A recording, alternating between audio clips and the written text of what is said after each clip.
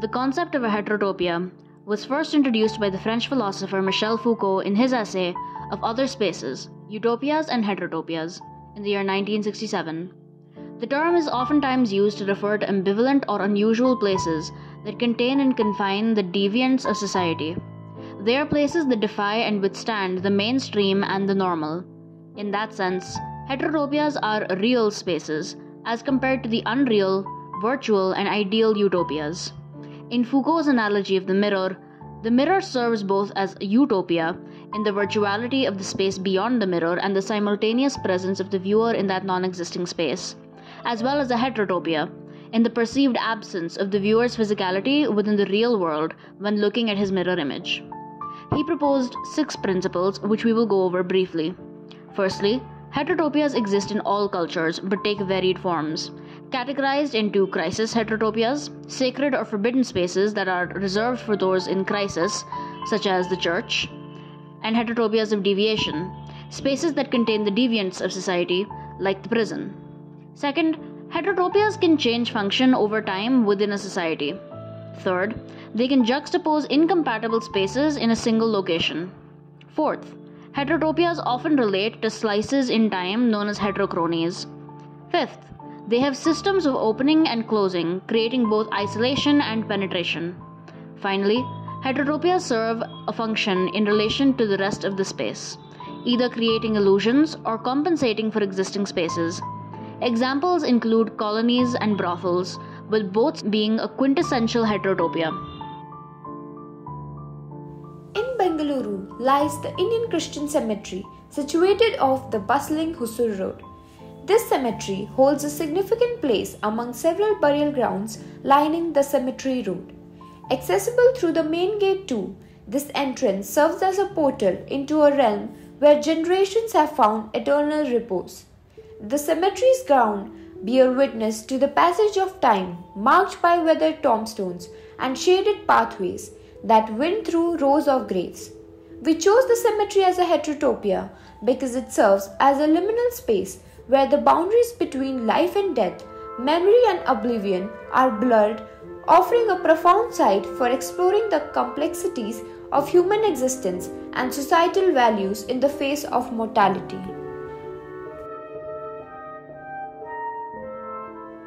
Within the cemetery, we encounter a multiplicity of functions overlapping and coexisting. It's not merely a repository for the deceased, but a site where diverse social, cultural, and historical functions converge. Consider the cemetery as a site of remembrance, where families gather to honor their loved ones, perpetuating memories across generations.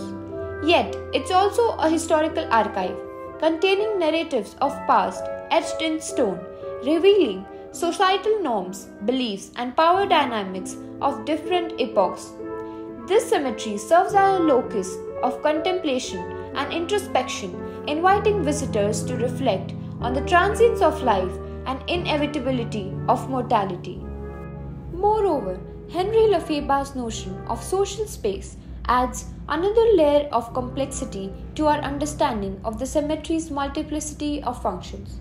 Lefebvre contends that space is not a neutral backdrop, but a product of social relations imbued with power dynamics and ideological meanings.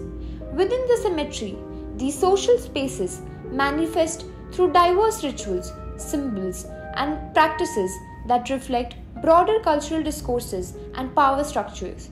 As Lefebvre contends, every society produces a space, its own space, while at the same time creating its own time. Thus, the cemetery serves as a microcosm of societal values and beliefs where hierarchies of memory and commemoration are negotiated and contested. For example, within this cemetery, different religious symbols such as crosses, crescents, or stars of David may be found in accordance with the predominant faiths in the community. Additionally, the design and ornamentation of gravestones and monuments often convey societal norms and aesthetic preferences of the time period. Shifts in burial customs, memorialization trends, and funerary architecture reflect broader cultural shifts and transformations.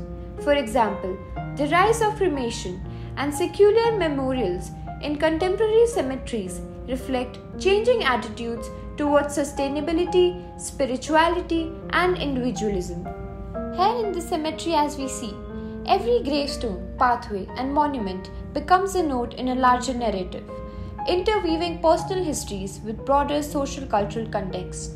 As Michel de Certeau possessed, space is a practiced place. In the cemetery, this notion rings true, as visitors navigate, interpret, and inscribe meaning onto this terrain, perpetuating a multiplicity of stories and significations. The physical structures of the cemetery are constitutive of multiple layers that possess identities and express the presence of values and ideas that are generally absent in public spaces. This is a result of the origin of the structure, its old age, its cultural significance, and its utility. The origin of the cemetery is dated to 1857, right at the beginning of direct British rule during the Victorian era. The colonial roots dictate the aesthetics and architecture of the cemetery to this day, which is Victorian and Christian. This results in the juxtaposition of multiple cultures of different periods in one space.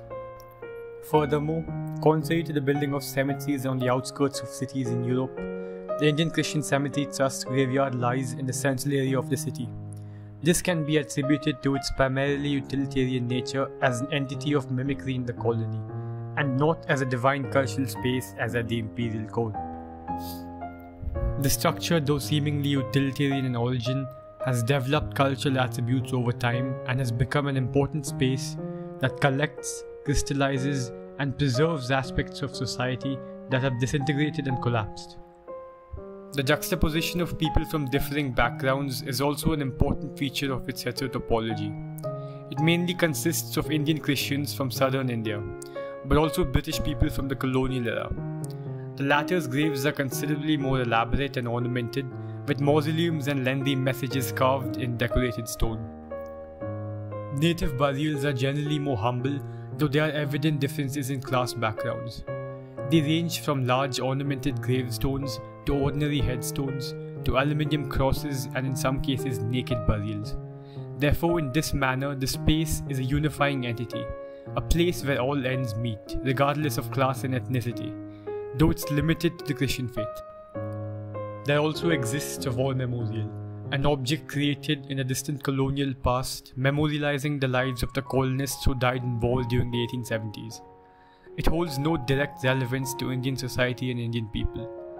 The war memorial is a foreign object both in its physical construction and its symbolic construction, that exists as a relic reminding us of our past and situating our present. The distortion of culture and society through the disorientation of time and space in the cemetery allows for such an object to exist freely, as the creation of a similar object would not be acceptable and even possible in the larger society. The war memorial in implication reflects our past, memorializes it, and contextualizes our present. The people buried, the architecture, and the languages used are diverse, from varying time periods and cultures, but preserved as timeless entities, as memorabilia. The cemetery is, in this manner, many different worlds within our world. Death nullifies real values and permits the existence of contradictory and disruptive beliefs and values. Colonial remnants are prominent elements of the cemetery, and in fact sources of tourist attraction. The grave of the famous Indian English novelist Kenneth Anderson, present in the cemetery, is a popular tourist attraction for fans and curious folk. The mausoleums, statues, and the messages carved into the stones are aesthetically and culturally antithetic to the surrounding society, but are accepted and in a way celebrated in the cemetery. In a manner, the existence of colonial structures in the cemetery also reflects the death of colonialism, which is explicitly showcased at the center of the city. Heterotopias are spaces in which multiple slices of time come together. These spaces bring with them a break in the normal flow of time, which Foucault called heterochrony. Cemeteries are, much like museums, libraries, and galleries, spaces in which time is stored and accumulated, where different times come to rest in a single defined space, the graveyard.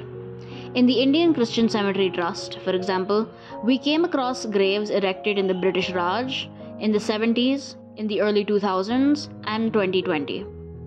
Each slice of time shown here has come to an end, but is still preserved and collected in this space, accessible to all visitors for as long as the grounds remain open to visitation. This break in the usually absolute flow of time has the effect of disconnecting a person from the real, bringing a visitor to the park to a standstill alongside the paused eternity of the graves. In his text, De Espace Autre, Foucault says museums and libraries have become places in which time never stops, building up and topping its own summit. Cemeteries too organize time in their defined enclosed spaces. Within the walls of the graveyard, time is organized and made accessible. The groundskeepers organize and maintain the sites, where the grounds themselves are held outside of time, always in the present, while the graves are firmly entrenched within time. The difficulty of organizing these times is evident in the arrangement of the cemetery. We saw during our visit graves packed closely together, some toppled over, others crowded in a single space. These disparate graves, each from different periods altogether, and the difficulty with which new space is found for them, is symbolic of the constant organization of time into a single, static space. Libraries and museums can be reorganized, the exhibits shifted, but the gravestones will remain in place and unmoved for decades, perfectly preserving their positionality from the moment of their construction, even if the inscriptions fade. Delving into the intricate tapestry of death rituals, we uncover a dual function inherent in these ceremonies. According to R.C. Finucane in his book Sacred Corpse, Profane Carrion, Social Ideals and Death Rituals in the Later Middle Ages, on one level, these rituals serve as a conduit for religious and intellectual beliefs intricately woven into the fabric of societal structures. Simultaneously, they fulfill a vital social function, reflecting and perpetuating political hierarchies, familial ties, and communal identities. In exploring death rituals in a cemetery, we encounter a mentality deeply ingrained in societies, where death was not merely an individual fate, but a communal experience. Each passing, marked by elaborate rituals and mourning, symbolized not only a personal loss, but a collective trauma. The sequence of death rituals unfolds in a choreographed manner, mirroring the journey from separation to reintegration. Beginning with the emotional act of separation, where the corpse is separated from the whole person and life and community. It is cleansed, clothed, and prepared for the transition. Here, the act of grieving and processing the trauma comes into place, a surge of emotions that would normally be considered deviant within society. Then, the layout of the corpse, where the corpse goes through transitions and adjustments. It is temporarily suspended in a state of abnormality, disorder, and grief, and is a symbol of corruption and death. Rituals become comparatively formal. There is the articulation of relationships between the deceased and the living, and the articulation of the social persona of the deceased by the means of praise and remembrance of shared lived experiences. Finally, the burial ceremony, symbolizing reintegration. It leads to the reinstatement of order and normality. The corpse is reintegrated, enclosed within a grave with grave offerings, and then incorporated into the earth. The earth swallows the grave, the corpse overtly disappears, the only thing that remains is the gravestone. The cemetery, being a space that is filled with the dead rather than being filled with the living, presents itself as a deviance of death in the norm of life. The physical disappearance or absence of the dead within their families and community further propagates the idea of the dead as deviant in the norm of the physical and the corporeal within society. This death ritual achieves its aims by first accepting and embracing death, then adjusting to and articulating death's encroachment of life, and finally rejecting it. Yet, beyond the solemnity lies a poignant truth: the importance of community in the face of mortality. To depart without the solace of proper rites is to confront a fate devoid of societal mediation, a prospect both emotionally traumatic and existentially distressing. Thus, within the sanctuary of the cemetery, these mourning rituals unfold, each contributing to its identity as a heterotopia of ritual.